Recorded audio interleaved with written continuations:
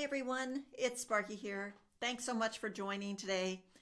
I have a very special guest.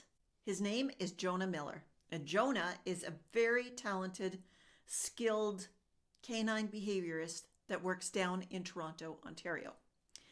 And he specializes in complex behavior cases. So this means when your dog has more than one problem, and you've tried to solve it, you might have had multiple professionals in, but nobody's really been able to crack the case. That's when you want to call Jonah. So today we're going to talk about Jonah's experience with me because I was honored and was Jonah's guide and teacher on the CNSS method, which is Canine Neurobiological Systems Science. And we apply it to dog behavior cases when the dog is going through what we call persistent behavior. And we adapt and create a unified family around for you and for your dog to ensure that the behavior is managed and that you build a relationship and that you really enjoy your dog. We're going to talk today about a really great case. It's a case that is very near and dear to both of our hearts, and that is Kodak. So I'm very pleased to welcome Jonah. I'm going to stop talking now, and let's get into the episode.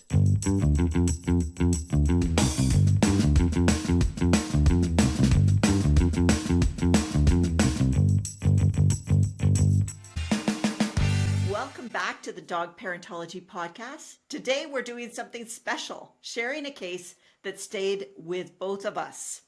It's a story of Kodak, a young Labrador with 2 years of mounting behavioral issues, nothing resolved, and caregivers nearing the edge.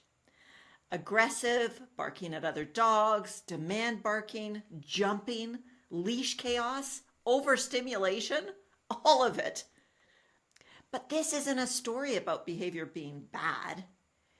It's a case about what happens when you stop managing symptoms and start looking at the system that behavior belongs to. I'm joined by Jonah, a practitioner I trained early on. Jonah now works with complex cases himself, and we've done dozens of cases side by side. This one, Kodak, was pivotal. Jonah, thank you so much for being here. Oh, thank you for having me. Glad to be here. I want to go back to the very beginning. That intake form came in and it was loaded with complaints, right? Barking, leashing, pulling, overstimulation, jumping on guest. But that's not what we listened for. We started looking at sleep quality, the household tone, the caregiver's mental fatigue, and the schedule tension, the signals underneath the barking. And that's what I teach. Behavior is an output, with the input is the system. So, Jonah, you were in that first session with me. What did you notice walking into that home? It was hectic. Everybody was really on edge. Koda was. This is after the big incident that they'd had, and there was just a general, I guess, fear in the house as to what he might do, and there was also a lot of demand barking.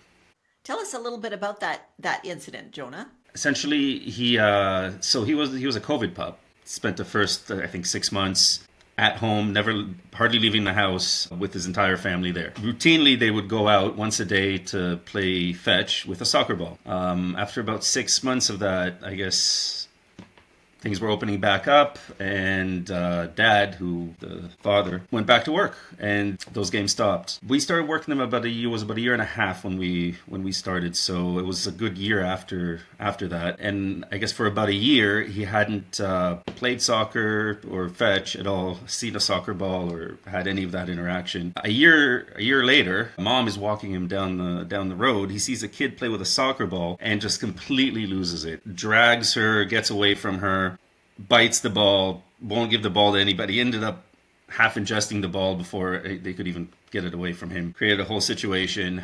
They'd gone through several trainers that couldn't really figure out how to desensitize him to that. And then the final thing was just to keep him away from balls, especially soccer balls altogether, which I just didn't see as feasible in any way. They lived across the street from a school. every day after school, there's kids playing with balls in there. It's virtually impossible for him to never see one. So that brings me to my next question. I want to fast forward to that early shift moment, the one we didn't plan.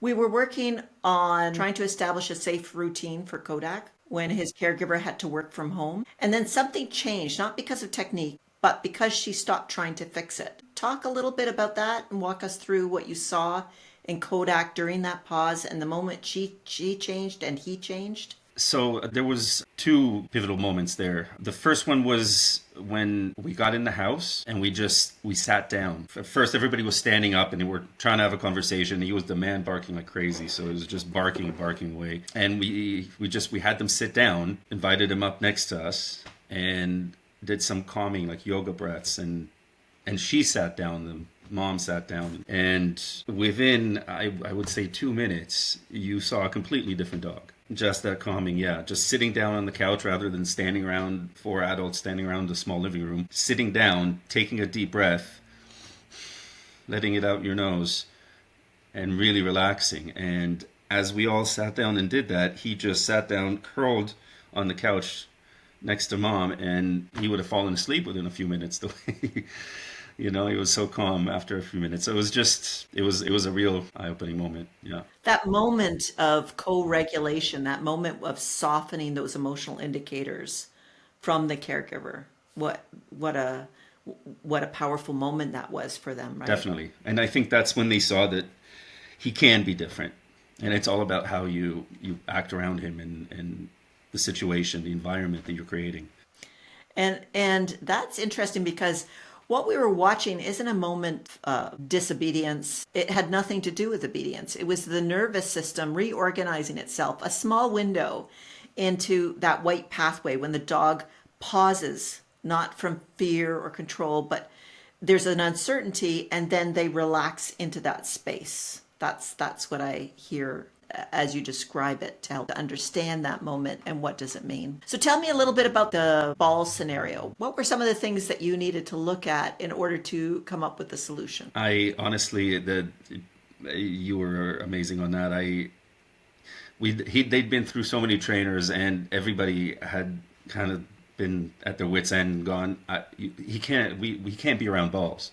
And I was starting to think about propping balls, and maybe we can have him watch and kind of get used to not going after the ball. And yeah, desensitization and counter conditioning.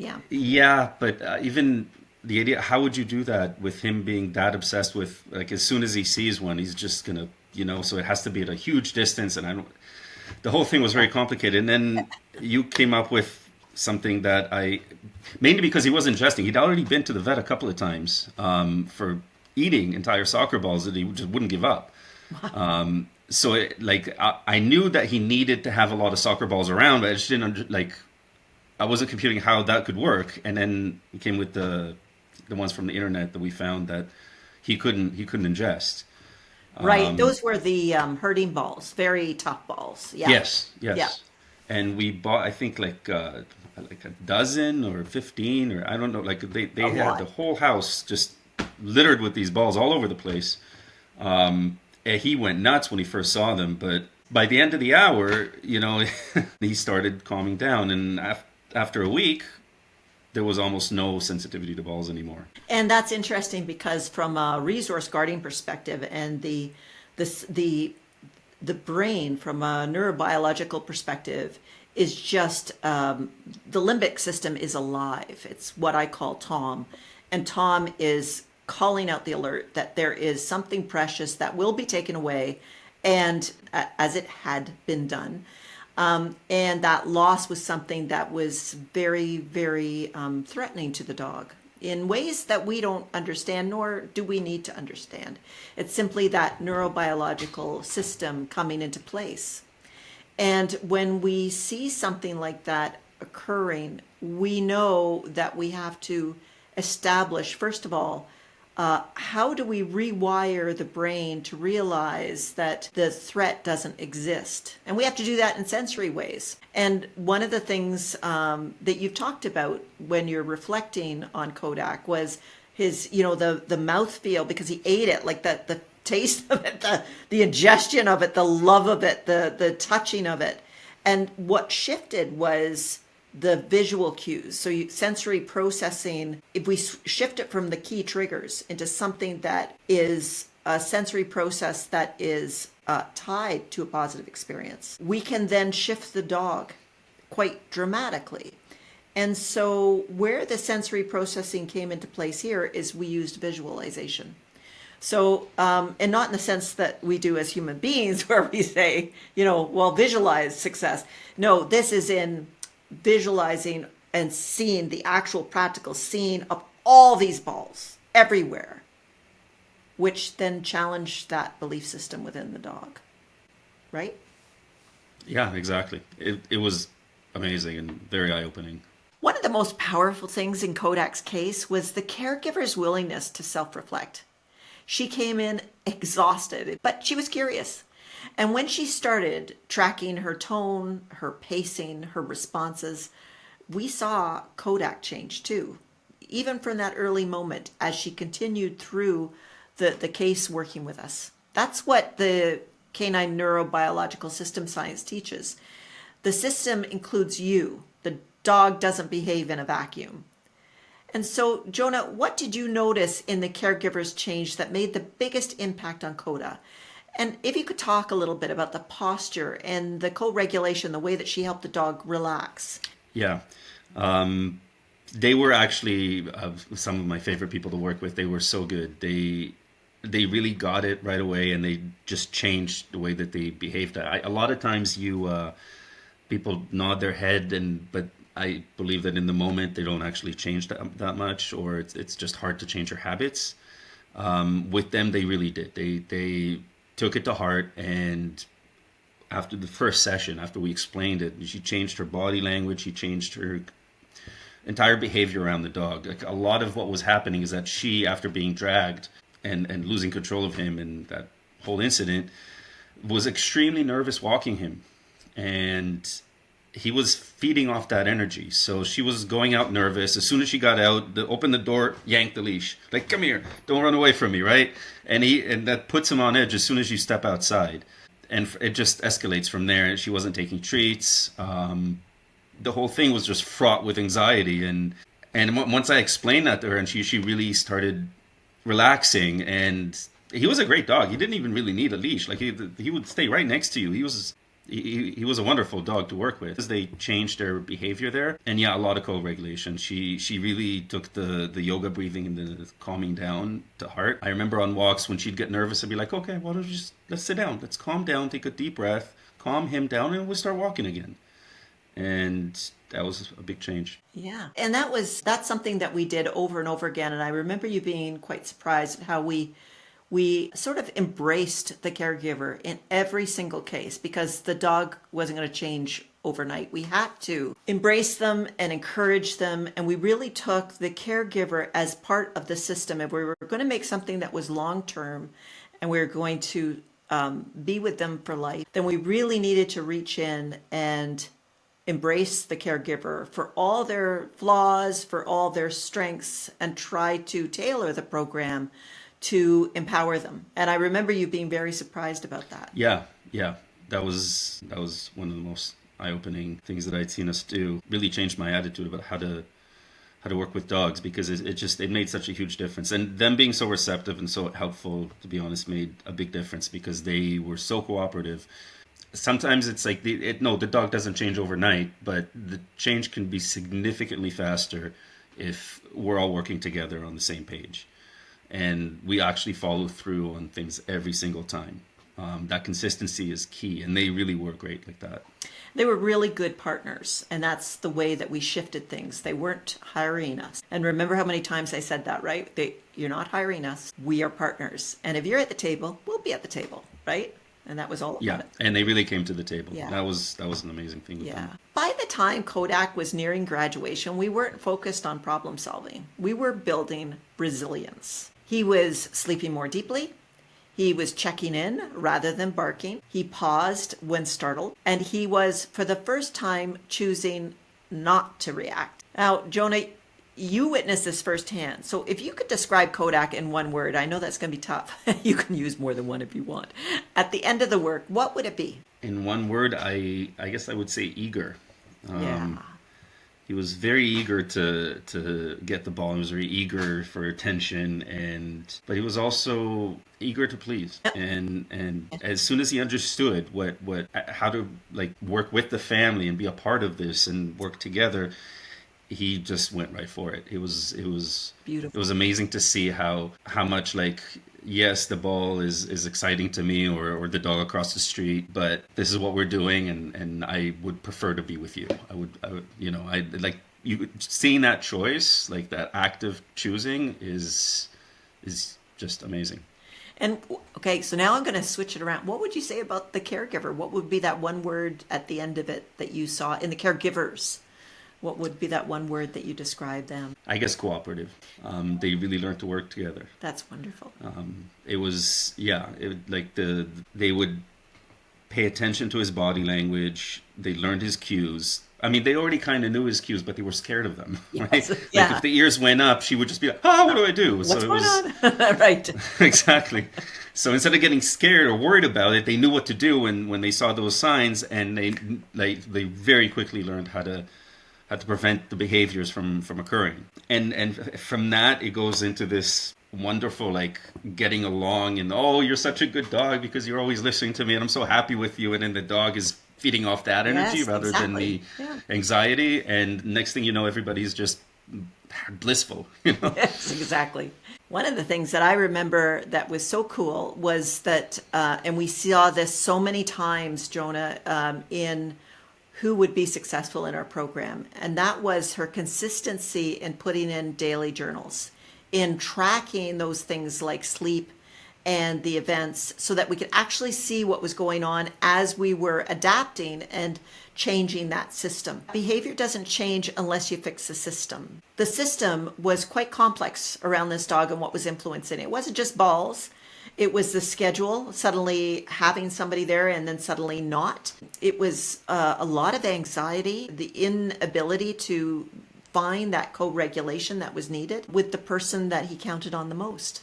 So when Jonah and I ask, when a client comes to us and says, "So what's the fix?" we don't answer that. The question is, what system is your dog adapting to right now? Because if we don't change the system, we won't change the behavior. Yeah, I think probably the most important thing is that we change their entire lifestyle from the beginning of the program. And I think the big changing of the entire environment, the entire lifestyle, and a lot of times people have a hard time keeping the data or understanding why it's so important. But I think that was one of the best things it was so joyful. Like you would sit down after a couple of weeks of the program and you look at the data and you can see sleep going up, you see self-soothing and self-play and all this stuff going way up, and all the behaviors, the problem behaviors, just decreasing. And and you could graph it. It's amazing. And when you graph it, you can show them what they've done. Like you can visualize. The data is just so useful. I wish people would just keep better data, honestly, on their dogs, especially if you're medicating and going into a vet that's supposed to give your dog medication. It has no data to work off of. You would never do that with a person. No, never. Yeah. So Jonah, now, if someone's listening and their dog behavior feels stuck, what would you want them to know? Well, two things. One, there's a function to the behavior, and we will find it and change it. But the overall is very important too. Yeah. Sometimes the dog will have a behavior like going after soccer balls or whatever, barking at other dogs. Mm-hmm. Maybe the dog is not getting enough exercise, not getting enough play, not getting enough, depending on what the behavior is, of course. But there's just, when you change the overall and you change the amount of sleep that they're getting and the amount of meals that they're getting in the day, you break it up to more meals, watch the blood sugar levels, like just pay attention to the overall of the dog and the entire system that the dog is living in. sometimes you get behavior changes you don't even know why it happened exactly, but it's the overall change that just shifts just the entire relationship and the entire way that the dog behaves in the world. And by the end of the program, it's almost like a different dog. Mm-hmm. Mm-hmm. And different people. That's what I find is Yeah. like the family unites, in a way that they didn't even know was possible. Definitely around the dog. Definitely, like they behave completely different around the dog, which makes the biggest difference. And how many times have we heard that, right? Where they said the way that you shifted our views on the dog and how we approach the dog and what we think about the dog has and the deepened understanding of their emotional way of seeing the world. We heard that so often, didn't we? Yeah. Yeah. I think one of the most common things is that very often people were just really set on, I need to walk the dog a certain amount of times. I need to get him out. Needs to a certain amount of exercise, which is, I know that was a big thing. Dogs were probably under exercised in the past, but not all dogs need, it's very individual. And sometimes the dog doesn't need that walk or doesn't want it. And it's very hard for people to compute that and just kind of scale it back and start fresh and see what the dog is actually wanting to do and not have your own preset idea of, oh, I have to go to work and I got 15 minutes to walk the dog right now. I need him to poo, so you need to get 1 kilometer that way, 1 kilometer that way, get back. We got 10 minutes to do it. And maybe the dog's just not into that right now. It was, as you said that, as I was reflecting, I thought about how many cases we had where we disengaged the whole walking concept. Dogs walking. No, very common. They don't need to be walked. They need to be exercised and stimulated, yes. And how it really is a classic lesson in the very basics of systems thinking is that it's called equifinality. A big $10 word for saying there's multiple ways to achieve the same outcome.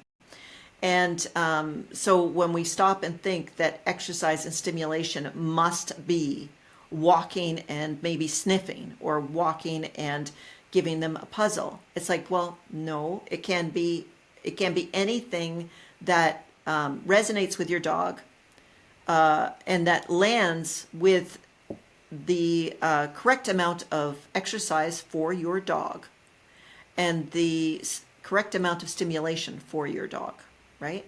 You brought that to my mind. Yeah. That pre-work morning walk could be very, very stressful on the dog sometimes. It's like you're in a rush. Everybody's walking their dogs at the same time. There's a lot of dogs out. There's a lot of barking. You have anxiety from the moment you get out the door.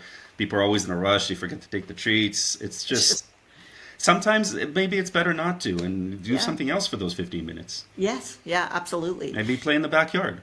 And one of the things that we did for people is we made sure they had a very clear schedule. It was adaptive, like they could make it whatever they wanted, but we showed them a sample of what that schedule would look like as they were embedding the program into their lives. I think the routines are so important for dogs. They build so much of their understanding of what's happening in the world around the routine and knowing that, we go for a walk around this time, we come home, then we have our whatever ritual, and they build, and then I have my meal, and I go to take a nap. If their day is regimented like that, they're just really happy. They're not... They don't look for spontaneity, They're very happy just kind of... mapping out their day and knowing how to go about it. Of course, they're always happy if you can surprise them with a nice walk or a good treat, but just knowing what's coming up and having that idea of like how the day progresses is huge. It's huge for dogs. I want to thank Jonah so much for coming onto the show today. And don't worry, I did ask him if he could leave us some information on how to get in touch with him. Let's just show you that real quick. Want some advice? Please feel free to reach out to me. My email is PivotalChangeToronto, all one word, PivotalChangeToronto@gmail.com. Please reach out. I'm always here. Thank you. Hey, everybody, I want to thank you so much for joining us today. Please remember to subscribe, hit that like button if you like this content, and we will be back with more great episodes coming up very soon. Thanks again to my guest, Jonah, and I hope you guys have a great day. Don't forget, be kind to your dog.